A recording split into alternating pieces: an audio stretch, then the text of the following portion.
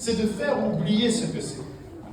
C'est vraiment quelqu'un qui maîtrise son art, culturellement parlant, c'est quelqu'un qui est subtil.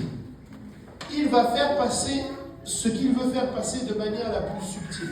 Je vais vous ramener un peu à l'école, pour ceux qui ont quitté l'école un peu plus tôt. C'est pas une raison, c'est pas pour rien que lorsque vous faisiez des cours de français, qui aime le français ici? La littérature. Ok. Est-ce que je peux supposer que tous ceux qui n'ont pas levé la main, vous n'aimez pas la littérature? Voyons donc. Donc c'est à vous que je parle d'abord. Hein? Vous suiviez des cours, vous disiez, mais à quoi ça sert?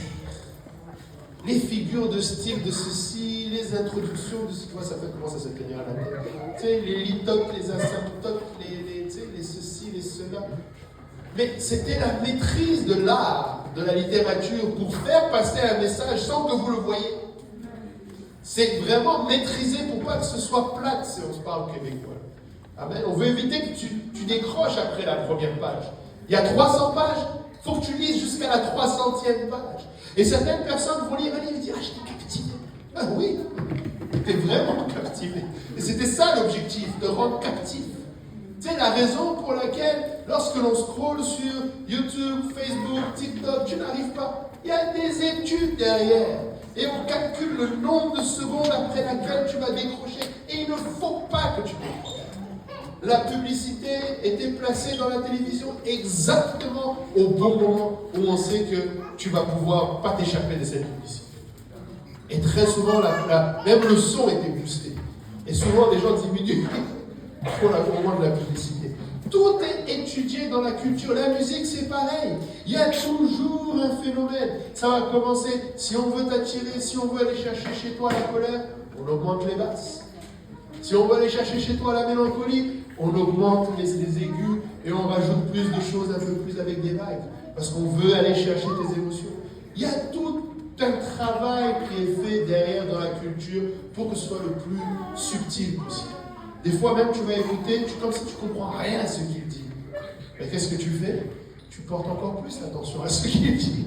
Et quand tu portes plus attention à ce qu'il dit, avez-vous jamais été à une place où, sans même vouloir le faire exprès, tu connais les paroles d'une chanson qui est tous les jours à ton travail, et tu peux même la chanter des fois. Ça traverse même ce que toi tu veux vraiment. Et c'est pourquoi nous devons avoir la maîtrise de soi. Amen. Nous devons être conscients et attentifs à tout ce qui nous entoure. Amen. Pierre ne mentionne pas la maîtrise de soi qu'une seule fois dans sa deuxième lettre, mais il nous donne... Pierre ne mentionne la maîtrise de soi qu'une seule fois dans sa deuxième lettre, mais il nous donne plus d'informations à ce sujet dans sa première lettre. Il associe toujours la maîtrise de soi à la vigilance et à la préparation de l'esprit. Il nous donne 3 situations où la maîtrise de soi fait ou défait littéralement quelque chose. Regardez 1 Pierre 1, 13 à 16. 1 Pierre 1, 13 à 16. Il nous dit, c'est pourquoi saignez les reins de votre entendement, soyez sobres, ayez une entière espérance dans la grâce qui vous sera apportée lorsque Jésus-Christ apparaîtra. Comme des enfants obéissants, ne vous conformez pas aux convoitises que vous aviez autrefois quand vous étiez dans l'ignorance. Mais puisque celui qui vous a appelé est saint, vous aussi soyez saints dans toute votre conduite, selon qu'il est écrit, vous serez saints car je suis saint. Amen. Le mot sobre ici, c'est le contrôle de soi. Amen.